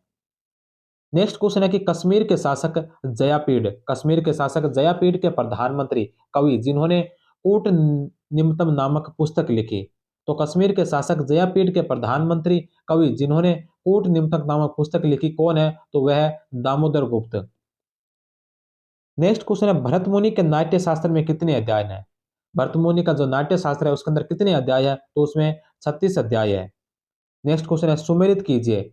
यहाँ पर सुमेलित करना है। सबसे पहला योगाचार, योगाचार का संबंध असंग व वसुबंधु, जैनेन्द्र व्याकरण, आचार्य देवनंदी, ब्रह्मसूत्र जो वाचस्पति मित्र और भामत्य जो बादरायण की, सॉरी ब्रह्मसूत्र बादरायण का और भामत्य जो वाचस्पति मिश्र की। तो ए, बी, डी और C, the number option. Next question है कि निम्नलिखित में से कौन सा इतिहासकार या यात्री सिकंदर के साथ नहीं आया था? तो इनमें से कौन सा जो सिकंदर के साथ नहीं आया था? तो नियाकर्स, ओने ओनेसिक्रिटस और अरिस्टोब्यूलस, ये तीनों सिकंदर के साथ आए थे। वहीं स्काइलेक्स जो सिकंदर से पहले आया था, सिकंदर से पहले आने वाला इतिहासकार था। तो एब, से और द, ये तीनों सिकंदर के साथ आए थे। वहीं स्काइलेक्स है जो सिकंदर से पहले भारत आया था। स्काइलेस सिकंदर से पहले की शताब्दियों का इतिहासकार है। वह ईरान के शासक दारा प्रथम का सेनापति था। इसके अलावा हिकेटियस, टेसियस भी सिकंदर से पहले के हैं। मेगस्थनीज, डायमेक्स, डायनोसियस, पेट्राक्लीज आदि जो सिकंदर के बाद के काल के हैं। नेक्स्ट क्वेश्चन है कि निम्नलिखित पुस्तकों और लेखकों को सुमेलित कीजिए। यहाँ पर भी कुछ पुस्तकें दे रखी हैं और सामने उनके लेखकों के नाम दे रखे हैं जिनको हमें सुमेलित करना है। सबसे पहली पुस्तक है the wonder that was India. The wonder that was India जो पुस्तक है यह ए एल वोसम की है। दूसरी है हिस्ट्री ऑफ धर्मशास्त्र। हिस्ट्री ऑफ धर्मशास्त्र जो पुस्तक है यह पीवी काने की है। तीसरे नंबर पर है हिंदू पॉलिटी। हिंदू पॉलिटी नामक जो पुस्तक है यह केपी जायसवाल की है। और चौथी पुस्तक है political history of ancient India. Political history of ancient India जो पुस्तक है यह एच सी राय चौधरी की पुस्तक है। एच सी राय चौधरी। तो बी, सी, डी और ए नंबर ऑप्शन। नेक्स्ट क्वेश्चन है कि गुप्त प्राचीन भारत में गुप्तकालीन गुफा चित्रांकन से संबंधित केवल दो उदाहरण उपलब्ध है। इनमें से एक अजंता की गुफाओं में है और दूसरा है बाघ की गुफाओं में। प्राचीन भारत में गुप्तकालीन गुफा चित्रांकन से संबंधित केवल दो उदाहरण उपलब्ध है, जिनमें एक तो अजंता की गुफाओं में है और दूसरा जो बाघ की गुफाओं में है। बाघ की जो गुफाएं हैं, ये बाघ की गुफाएं एमपी के अंदर है। एमपी का धार जिला बघनी नदी के तट पर यह जो बाघ की गुफाएं हैं, इसमें लौकिक जीवन से संबंधित और बौद्ध चित्र है। इस बाघ की गुफा की जो खोज की गई थी यह 1818 के अंदर की गई थी और यहाँ पर कुल 9 गुफाएं हैं। इन बाघ की गुफाओं में कुल 9 गुफाएं हैं, सभी के सभी विहार है, इसमें चैत्य एक भी नहीं है। बाघ की जो गुफाएं हैं ये सारी गुफाएं विहार है, इसमें चैत्य नहीं है। और इसमें जो ये अजंता की गुफाएं हैं, यहाँ पर जो दो उदाहरण बताए हैं, एक अजंता की गुफा में, दूसरी बाघ की गुफा में। तो बाघ की गुफा, अजंता की जो गुफाएं हैं, अजंता की गुफा ये महाराष्ट्र के औरंगाबाद जिले में है। औरंगाबाद जिले में बाघोर नदी के तट पर। बाघ की गुफाएं जो बाघिनी नदी के तट पर धार जिला एमपी में है, वहीं अजंता की गुफाएं जो बाघोर नदी के तट पर औरंगाबाद महाराष्ट्र में है। इसकी खोज 1819 में की गई थी। बाघ की गुफाओं की खोज 1818 में की गई थी। अजंता की गुफाओं की खोज जो की गई थी ये 1819 के अंदर की गई थी जनरल रायोलाइट के द्वारा। इसमें जातक कथाओं के चित्रण प्राप्त हुए हैं। यहाँ से कुल 30 गुफाएं मिली है। अजंता की गुफाओं से कुल 30 गुफाएं मिली है, जिसमें 29 पूर्ण है, लेकिन एक गुफा जो अपूर्ण है। और इन 29 गुफाओं में से 5 चैत्य हैं और 24 विहार है। 5 जो चैत्य गुफाएं हैं उनमें से 9 नंबर, 9 के अलावा 10, 10 के अलावा 19, 26 और 30। 9, 10, 19, 26 और 30 नंबर जो गुफा है वो चैत्य है, बाकी के 24 विहार है और एक है जो अपूर्ण है। नेक्स्ट क्वेश्चन है कि निम्नलिखित में से किसकी मात्र एक एक रचनाएं उपलब्ध है। इनमें से कौन है जिसकी मात्र एक एक ही रचनाएं उपलब्ध है, तो वह है भारवी और माघ। शिशुपाल वध जो माघ की है और कीर्तार्जुनीयम है जो भारवी की है। इन दोनों की सिर्फ एक एक ही रचनाएं उपलब्ध है। शिशुपाल वध व कीर्तार्जुनीयम का कथानक महाभारत से लिया गया है। नेषद चरितम श्रीहर्ष की भारत मंजरी क्षेमेंद्र भी महाभारत के कथानक पर आधारित रचनाएं हैं। नेक्स्ट क्वेश्चन है कि निम्नलिखित संवत व उनकी गणना हेतु शुरुआती वर्ष को सुमेलित कीजिए। तो यहाँ पर कुछ प्राचीन संवतों के नाम दे रखे हैं और वे संवत कब शुरू हुए थे इन के बारे में दे रखा है। तो सबसे पहला है कली संवत। कली संवत जो सबसे प्राचीन संवत माना गया, कली संवत को, जो 3102 ईसा पूर्व का है। तो 3102 ईसा पूर्व का यानी आज से लगभग 5000 साल पहला का है कली संवत। तो यह सबसे प्राचीन संवत है 3102 ईसा पूर्व का। दूसरे नंबर पर है गुप्त संवत। गुप्त संवत जो चंद्रगुप्त ने शुरू किया था, चंद्रगुप्त प्रथम ने राज्याभिषेक के समय, यह 319 ईस्वी का है। तीसरा नंबर है शक संवत। शक संवत है जो 78 शक संवत 78 ईस्वी का है और विक्रम संवत है जो 57 ईसा पूर्व का है। तो इसमें बी, ए, सी और डी, द नंबर ऑप्शन। प्राचीन तथा पूर्व मध्यकाल संवतों में 57 सामान्य संवत पूर्व का विक्रम संवत, 78 सामान्य संवत का शक संवत, 248 सामान्य संवत का कलचुरी चेदी संवत, 319-20 सामान्य संवत का गुप्त संवत प्रमुख है। केरल और उसके आसपास के तमिलनाडु क्षेत्र में 824 सामान्य संवत का कोल्लम संवत प्रचलित है। कर्नाटक के अभिलेखों में 1076 सामान्य संवत का चालुक्य विक्रम संवत भी लोकप्रिय है। कुछ संवतों की तिथि निश्चित नहीं है, जैसे हर्ष संवत के संबंध में 612, 619 या 648 सामान्य संवत के बीच में मतभेद बना हुआ है। संवत की शुरुआत अधिकांशतः शासक के राज्याभिषेक से जुड़ी हुई होती है। नेक्स्ट क्वेश्चन है कि निम्नलिखित युगों को कालक्रम अनुसार व्यवस्थित कीजिए। निम्नलिखित युगों को जो कालक्रम अनुसार व्यवस्थित करना है, तो इसके अंदर जो सबसे पहले आएगा कृत युग के बाद त्रेता युग के बाद द्वापर युग और उसके बाद आएगा कलयुग। तो कलयुग सबसे पश्चात है, सबसे पहला कृत युग है, कृत युग के पश्चात त्रेता युग है, फिर द्वापर युग है और फिर कली युग है। तो बी, डी, ए और सी 6 नंबर ऑप्शन है जो इसका राइट होगा। नेक्स्ट क्वेश्चन है कि निम्नलिखित में से किसने प्रतिपादित किया कि यूरोपीय व संस्कृत भाषाओं में बहुत साम्य है। तो यूरोपीय एवं संस्कृत भाषाओं में समानता प्रतिपादित करने वाले कौन थे, तो वह थे William Jones. The number option. Next question है कि निम्नलिखित में से कौन से कथन सत्य है। इनमें से कौन कौन से कथन है जो सत्य है। सबसे पहला कि महाभारत 18 पर्वों में विभाजित है। तो महाभारत जो 18 पर्वों में विभाजित है, यह बात सत्य है। महाभारत के आलोचनात्मक संस्करण का Bhandarkar oriental research institute Pune से प्रकाशन हुआ, यह भी सत्य है। तीसरा, आरपी कांगले ने कौटिल्य के अर्थशास्त्र का अंग्रेजी में अनुवाद किया। आरपी कांगले ने कौटिल्य के अर्थशास्त्र का अंग्रेजी में अनुवाद किया था। तो कौटिल्य के अर्थशास्त्र का अंग्रेजी अनुवाद आरपी कांगले के द्वारा किया गया, यह बात भी सत्य है। और चौथा है कि विलियम जोन्स ने मनुस्मृति का अंग्रेजी अनुवाद किया। तो मनुस्मृति का अंग्रेजी अनुवाद करने वाले विलियम जोन्स थे, यह बात भी सत्य है। तो 1, 2, 3 और 4 चारों ऑप्शन है जो इसके राइट है। The number option. महाभारत का युद्ध 18 दिन चला। महाभारत में कृष्ण अर्जुन संवाद, उपदेशिका गीता में 18 अध्याय है और महाभारत है जो 18 पर्वों में विभाजित है। महाभारत 18 पर्वों में है, उसी में से 6 नंबर जो पर्व है जिसमें भगवत गीता है और भगवत गीता में 18 अध्याय है। तो महाभारत के 18 पर्वों को देखते हैं। इसमें सबसे पहला जो पर्व है वो है आदि पर्व। इसके अंदर द्रौपदी का स्वयंवर, शकुंतला दुष्यंत की कथा और समुद्र मंथन की कथा है। दूसरा पर्व है सभा पर्व, जिसमें सभा भवन का निर्माण, युधिष्ठिर का राजसूय यज्ञ, द्युत क्रीड़ा में हार जाना और वन गमन का उल्लेख है। तीसरा पर्व है अरण्य पर्व या वन पर्व। इसमें पांडवों का वनवास, शिव अर्जुन का युद्ध, रामोपाख्यान की कथा और यक्ष और युधिष्ठिर का संवाद का उल्लेख है। चौथा पर्व है विराट पर्व। विराट पर्व में पांडवों का विराट नगर में अज्ञातवास, गुप्त मंत्रणा, कौरवों द्वारा विराट की गायों को ले जाना और अर्जुन के द्वारा कौरवों से युद्ध का उल्लेख है। पांचवा पर्व है उद्योग पर्व। कृष्ण द्वारा दुर्योधन को समझाना, दुर्योधन द्वारा कृष्ण को बंदी बनाए जाने का असफल प्रयास करना, यह जो उद्योग पर्व में है। छठा है भीष्म पर्व। भीष्म पर्व में जम्बू द्वीप का वर्णन मिलता है, कृष्ण के द्वारा गीता का उपदेश का वर्णन मिलता है, भीष्म के घायल होने की कथा है, यह भी भीष्म पर्व में है। सातवां है द्रोण पर्व। द्रोण पर्व में द्रोणाचार्य को सेनापति नियुक्त होने, अभिमन्यु के शौर्य और वध की कथा, अर्जुन द्वारा जयद्रथ वध की कथा, कर्ण द्वारा घटोत्कच का वध और द्रोणाचार्य के वध की कथा है। आठवां पर्व है कर्ण पर्व। इसमें कर्ण को सेनापति पद पर नियुक्त करने और अर्जुन द्वारा कर्ण का वध करने का उल्लेख है। नौवां पर्व है शल्य पर्व। शल्य की सेनापति पद पर नियुक्ति, युधिष्ठिर द्वारा शल्य का वध, दुर्योधन का भीम से युद्ध और सेनापति पद पर अश्वत्थामा की नियुक्ति का उल्लेख है।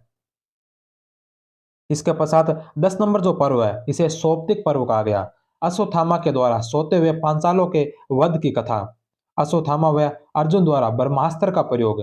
11वां पर्व है स्त्री पर्व। दुर्योधन की मृत्यु पर धृतराष्ट्र व गांधारी का विलाप, कुंती द्वारा कर्ण के जन्म के रहस्य की कथा, युधिष्ठिर के द्वारा स्त्रियों को मन में रहस्य छिपाने पर शाप देने की कथा है। उसके पश्चात 12 नंबर जो पर्व है वो शांति पर्व है। युद्ध की समाप्ति, युधिष्ठिर के राज्याभिषेक की कथा और भीष्म द्वारा युधिष्ठिर को विविध धर्मों का उपदेश देने का उल्लेख मिलता है। 13वां पर्व है अनुशासन पर्व। अनुशासन पर्व, इसमें भीष्म और युधिष्ठिर संवाद, भीष्म का प्राणत्याग, कृष्ण द्वारा गंगा को सांत्वना प्रदान करना। इसके पश्चात 14वां पर्व जो आश्वमेधिक पर्व है, युधिष्ठिर का आश्वमेध यज्ञ, कृष्ण के द्वारा युधिष्ठिर को वैष्णव धर्म का उपदेश देना। 15वां पर्व है आश्रम वार्षिक पर्व। इसमें पांडवों द्वारा धृतराष्ट्र और गांधारी की सेवा करना, व्यास आज्ञा से धृतराष्ट्र और गांधारी के वन गमन की कथा, नारद के मुख से निकलने वाली अनल से धृतराष्ट्र, गांधारी और कुंती के भस्म होने की कथा। उसके पश्चात 16वां पर्व है मौसल पर्व। इसमें शाम के उदर से मूसल की उत्पत्ति की कथा, यदुवंशियों के विनाश की कथा, कृष्ण बलराम का स्वर्ग गमन, समुद्र में द्वारकापुरी के डूबने की कथा का उल्लेख है। 17वां पर्व है महाप्रस्थानिक पर्व। इसमें द्रौपदी का युधिष्ठिर आदि के साथ महाप्रस्थान की कथा और इंद्र व धर्म से युधिष्ठिर के स्वांत की कथा। और सबसे अंत में 18वां पर्व है स्वर्गारोहण पर्व। इसमें नारद युधिष्ठिर स्वांत और युधिष्ठिर का स्वर्ग गमन है। तो ये थे महाभारत के टोटल 18 पर्व। नेक्स्ट क्वेश्चन है कि निम्नलिखित को काल कर्मानुसार व्यवस्थित कर सही कूट का चयन कीजिए। निम्नलिखित को काल कर्मानुसार व्यवस्थित करके सही कूट का चयन कीजिए। तो इसमें सबसे पहला है एशियाटिक सोसाइटी ऑफ बंगाल का गठन। एशियाटिक सोसाइटी ऑफ बंगाल का जो गठन किया हुआ था यह हुआ था 1784 ईस्वी में। दूसरे नंबर पर है जेम्स प्रिंसेप द्वारा ब्राह्मी अभिलेखों का अर्थ पता लगाना। जेम्स प्रिंसेप के द्वारा ब्राह्मी अभिलेखों का जो अर्थ पता लगाया था यह लगाया गया था 1838 ईस्वी में। तीसरे नंबर पर है अलेक्जेंडर कनिघम के द्वारा अशोक के अभिलेखों के पहले सेट का प्रकाशन। अलेक्जेंडर कनिघम के द्वारा अशोक के अभिलेखों के पहले सेट का प्रकाशन जो किया गया था यह किया गया था 1877 ईस्वी में। और चौथा नंबर है एपिग्राफिया इंडिका के पहले अंक का प्रकाशन। एपिग्राफिया इंडिका के पहले अंक का जो प्रकाशन हुआ था यह हुआ था 1888 में। तो इसमें सबसे पहला एक नंबर आएगा 1784 एशियाटिक सोसाइटी ऑफ बंगाल का गठन। दूसरे नंबर पर आएगा 1838 जेम्स प्रिंसेप द्वारा ब्राह्मी अभिलेखों का अर्थ पता लगाना। तीसरे नंबर पर आएगा अलेक्जेंडर कनिंघम द्वारा अशोक के अभिलेखों के पहले सेट का प्रकाशन जो 1877। और चौथे नंबर पर आएगा 1888 जो एपिग्राफिया इंडिका के पहले अंक का प्रकाशन। तो 1, 2, 3 और 4 द नंबर ऑप्शन है जो इसका राइट आंसर होगा। 1784 में बंगाल एशियाटिक सोसाइटी का गठन किया गया। 1810 का दशक, इसमें कोलिन मैकेंजी ने संस्कृत और तमिल भाषा में 8000 अभिलेख एकत्र किए। 1838 में जेम्स प्रिंसेप द्वारा अशोक के ब्राह्मी अभिलेखों का अर्थ पता लगाना। 1877 में अलेक्जेंडर कनिंघम ने अशोक के अभिलेखों के एक अंश को प्रकाशित किया। 1886 ईस्वी में दक्षिणी भारत के अभिलेख के शोध पत्र एपिग्राफिया कर्नाटिका का प्रथम अंक प्रकाशित हुआ। 1888 में इंडिका का प्रथम अंक प्रकाशित हुआ। और 1965-66 में डीसी सरकार ने 1965-66 में डीसी सरकार ने जो Indian epigraphy and Indian epigraphical glossary प्रकाशित की थी।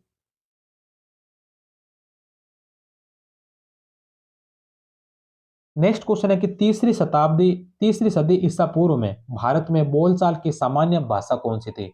तो तीसरी सदी ईसा पूर्व में जो भारत की बोलचाल की सामान्य भाषा थी वह थी प्राकृत भाषा। प्राकृत भाषा 2 नंबर ऑप्शन। नेक्स्ट क्वेश्चन है कि 14वीं शताब्दी में एक तर्कशास्त्री जिन्होंने नव्य न्याय प्रणाली पर आधारित ग्रंथ तत्व चिंतामणि की रचना की। तो तत्व चिंतामणि की रचना किसने की थी। तो यह की थी गंगेश उपाध्याय ने जो 14वीं शताब्दी में की थी। नेक्स्ट क्वेश्चन है संस्कृत पांडुलिपि प्रमुखतः किस क्षेत्र में से मिलती है। तो संस्कृत पांडुलिपि जो प्रमुखतः जो है उत्तर भारत से प्राप्त हुई है। नेक्स्ट क्वेश्चन है कि निम्नलिखित में से कौन सी विद्या पुरातात्विक अवशेषों के तिथि निर्धारण से संबंधित है। निम्नलिखित में से कौन सी विद्या जो पुरातात्विक अवशेषों के तिथि निर्धारण से संबंधित है। तो रेडियो कार्बन पद्धति जो जिससे पुरातात्विक अवशेषों की तिथि निर्धारित की जाती है। ताप विश्लेषण थर्मोल्यूमिनेस टीएल विधि, इससे भी पुरातात्विक अवशेषों की तिथि निर्धारित की जाती है। तीसरा है पोटेशियम ऑर्गन केएआर विधि। और चौथा है पूरा चुंबकीय पेलियोमैग्नेटिक विधि। तो ये चारों ही जो विद्या ये पुरातात्विक अवशेषों के तिथि निर्धारण से संबंधित है। तो 1, 2, 3, 4 द नंबर ऑप्शन है जो इसका राइट आंसर होगा। इसके अलावा इलेक्ट्रॉन चक्रण अनुसंपदन, इलेक्ट्रॉन स्पिन रेजोनेंस और त्वरित सहित स्पेक्ट्रोमिति एएमएस, एमिनो अम्ल विश्लेषण, यूरेनियम श्रृंखला विधि, उपगठन फिशन ट्रैक, वृक्ष वलय विधि, इंफ्रारेड प्रेरित दीप्ति भी काल निर्धारण की विद्या है। रेडियो कार्बन पद्धति विलार्ड लिम्बी द्वारा शिकागो विश्वविद्यालय में 1949 में पहली बार विकसित की गई। यह कार्बन 14 आइसोटोप के 6 पर आधारित है। भारत में Tata institute of fundamental research Mumbai में इसका सर्वप्रथम प्रयोग किया गया था। नेक्स्ट क्वेश्चन है कि प्राचीन भारत के पवित्र स्थानों के इतिहास का वर्णन करने वाले संस्कृत ग्रंथों को क्या कहा जाता है। प्राचीन भारत के पवित्र स्थानों के इतिहास का वर्णन करने वाले संस्कृत ग्रंथों को क्या कहा जाता है? तो उन्हें कहा जाता है स्थल पुराण। नेक्स्ट क्वेश्चन है कि वह प्राचीन स्थल जहां 60,000 मुनियों की सभा में संपूर्ण महाभारत कथा का वाचन किया गया था, तो वह कौन सा स्थल है जहां पर 60,000 मुनियों की सभा में संपूर्ण महाभारत का वाचन किया गया था? तो वह स्थान है यूपी का Naimisharanya. The number option. Next question है कि निम्नलिखित में से कौन से कथन सत्य है? तो इसमें से सही कथन बताने कौन कौन से कथन सही है। सबसे पहला कि भारतीय उपमहाद्वीप के प्राचीनतम सिक्के पंचमार्क सिक्के हैं। भारतीय उपमहाद्वीप के प्राचीनतम जो सिक्के हैं वो पंचमार्क सिक्के हैं, ये सत्य है। दूसरा, पंचमार्क सिक्कों को आहत सिक्के भी कहा जाता है। पंचमार्क सिक्कों को आहत सिक्के भी कहते हैं, यह बात भी सत्य है। तीसरा है आहत सिक्के। आहत सिक्के गोल, चौकोर, अंडाकार आदि आकार में मिलते हैं। आहत सिक्के जो गोल, चौकोर, अंडाकार आदि आकार में मिलते हैं, यह भी सत्य है। चौथा है कि सामान्यतः ये एक ही ओर से टंकित होते थे और दूसरा भाग सादा होता था। तो ये जो आहत सिक्के या पंचमार्क सिक्के हैं, यह एक ही ओर से टंकित होते थे, दूसरा भाग इसका सादा होता था। तो यह बात भी सत्य है। तो एक, दो, तीन, चार, चारों ऑप्शन राइट है। तो द नंबर ऑप्शन इसका राइट आंसर होगा। भारतीय उपमहाद्वीप में सर्वप्रथम सिक्कों का पाठ्यात्मिक पुरातात्विक प्रमाण 6ठी शताब्दी ईसा पूर्व से मिलने लगता है, जिस काल में नगरीकरण और व्यापार का काफी विस्तार हुआ था तथा राज्यों का उदय हुआ। भारतीय सिक्कों के वजन की मूल इकाई रक्तिक रति या रति कहलाती है, जिसकी तौल गुंजा के लाल कुल्य बीज के द्वारा की जाती है। दक्षिणी भारत में सिक्कों की तौल के लिए मंजाडी और कलंजू दो प्रकार के बीजों का उपयोग होता था। हालांकि मुद्रा और सिक्कों के आने के बाद भी वस्तु विनिमय प्रणाली या मूल्य और विनिमय के अन्य माध्यमों का उपयोग चलता रहा। दोनों बहुत लंबे समय तक साथ साथ चलते रहे थे। भारतीय उपमहाद्वीप के प्राचीनतम सिक्के आहत सिक्के कहलाते हैं। कुछ ताम्र सिक्कों को छोड़कर ये अधिकांशतः चांदी के होते थे। सामान्यतः ये आयताकार होते थे या कभी कभी वर्गाकार या गोलाकार। आहत सिक्के ज्यादातर अनिश्चित आकृति वाले होते थे। उनके निश्चित भार को बनाए रखने के लिए किनारों को काट दिया जाता था। अधिकांशतः चांदी के आहत सिक्के 32 रत्ती या 56 ग्रेन, एक ग्रेन में 64.79 मिलीग्राम होता था। धातु मापने की एक इकाई है, भार वाले होते थे।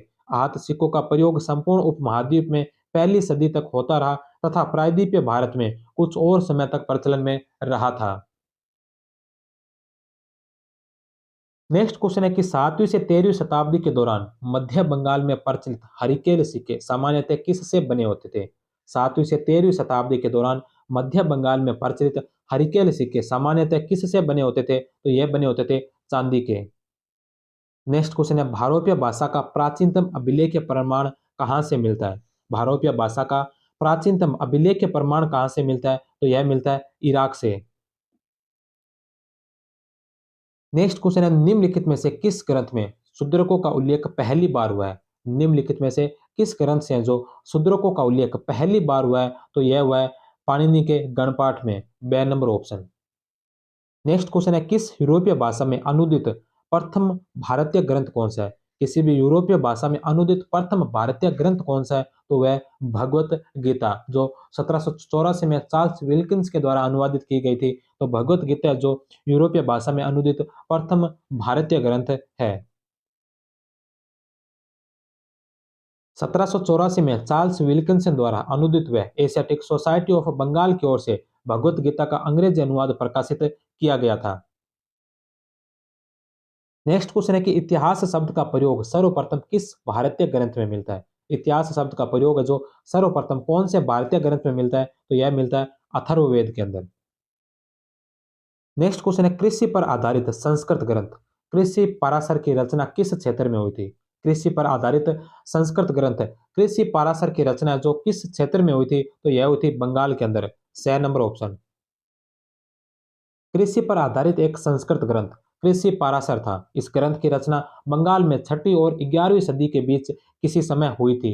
इस क्षेत्र के पूर्व मध्यकालीन ग्रंथों में प्राचीन बांग्ला में लिखित डाकर वचन और खनार वचन भी शामिल है। सूक्तों और सुविचारों के रूप में लिपिबद्ध ये रचनाएं मुख्यतः कृषि से संबंधित है, पर इसके अतिरिक्त इसमें औषधि, पारिवारिक जीवन, ज्योतिष जैसे विषयों पर भी चर्चा की गई है।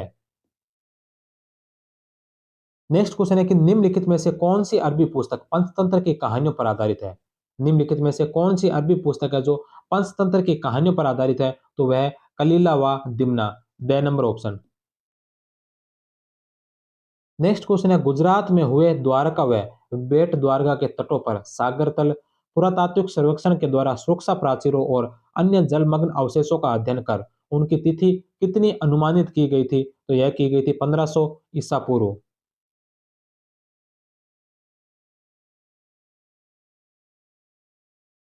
नेक्स्ट क्वेश्चन है नागार्जुन कोंडा के इक्ष्वाकु वंशीय राजा अहलो चांतमूल के पाटगंडीगुडम प्लेट्स अभिलेख किस लिए प्रसिद्ध है? तो यह प्रसिद्ध है प्राचीनतम ताम्रपत्र भूमिदान अभिलेख। तो यह प्राचीनतम ताम्रपत्र भूमिदान अभिलेख के लिए प्रसिद्ध है। हजारों भूमिदान संबंधी अभिलेख पत्थरों पर मौजूद है, परंतु अधिकांशतः ताम्र पर पाए जाते हैं। इनमें से सर्वाधिक भूमिदान अभिलेख ब्राह्मणों और धार्मिक संस्थाओं को समर्पित है। सबसे पहले भूमिदान जिसके आधार पर उस भूमि को कर मुक्त कर दिया गया, प्रथम शताब्दी सामान्य संवत में सातवाहन तथा क्षत्रपों के द्वारा नासिक क्षेत्र में दिए गए। नागार्जुन कोंडा के इक्ष्वाकु वंशीय राजा एहलव चांतमूल के पाटगंडीगुंडम प्लेट्स जो तीसरी शताब्दी के उत्तरार्ध में अब तक ज्ञात प्राचीनतम ताम्रपत्र भूमिदान है। उत्तर भारत से प्राप्त होने वाला सबसे प्राचीनतम ताम्रपत्र भूमिदान है जो कालचक शासक ईश्वर रथ का मिला है। नेक्स्ट क्वेश्चन है पल्लव अभिलेख कुडुमियान मलाई।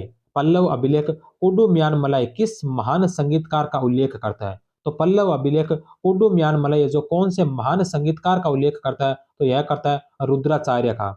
7वीं सदी के कुडुमियान मलाई अभिलेख से सप्त शास्त्रीय संगीतों के स्वरों की व्याख्या मिलती है। इसमें संगीतकार रुद्राचार्य का उल्लेख मिलता है। नेक्स्ट क्वेश्चन है कि निम्नलिखित कथनों पर विचार कीजिए। निम्नलिखित कथनों पर है जो विचार कीजिए। पहला है कि सिक्कों के अध्ययन को मुद्रा शास्त्र न्यूमिस्मेटिक्स कहते हैं। तो सिक्कों के अध्ययन को जो न्यूमिस्मेटिक्स कहा जाता है, यह बात सत्य है। सिक्कों की माप पद्धति को मेट्रोलॉजी कहा जाता है। तो माप पद्धति को जो मेट्रोलॉजी कहा जाता है और सिक्कों के अध्ययन को न्यूमिस्मेटिक्स कहा जाता है, ये दोनों ही कथन इसके सही है। तो the number option. Next question है history of India as told by its own historian के लेखक कौन है? History of India as told by its own historian, इसके लेखक कौन है? तो इसके लेखक है Henry Elliot. 6 number option. Next question है कि किस ग्रंथ के अनुसार बुद्ध ने गो संरक्षण की आवश्यकता पर बल दिया? कौन से ग्रंथ के अनुसार बुद्ध ने जो गो संरक्षण की आवश्यकता पर बल दिया था? तो यह दिया था सुत्त निपात ग्रंथ के अनुसार। सुत्त निपात जो ग्रंथ है यह खुदक निकाय का भाग है। जो इसका भाब्रू अभिलेख में इसका उल्लेख मिलता है और इसके अंदर पाप मोचन का भी खंडन किया गया था। तो पाप मोचन का भी इसमें खंडन किया गया था। गो संरक्षण की आवश्यकता पर भी बल दिया गया है। इसके अलावा जो प्रज्ञा पारमिता यह नागार्जुन के द्वारा रचित ग्रंथ है। तो इसका जो राइट आंसर होगा वो हो जाएगा द नंबर। नेक्स्ट क्वेश्चन है राजकीय पत्रों एवं व्यक्तिगत पत्रों का मूल संग्रह हमें कहाँ मिलता है? राजकीय पत्रों व व्यक्तिगत पत्रों का मूल संग्रह हमें कहाँ पर मिलता है? तो यह मिलता है अभिलेखागार में।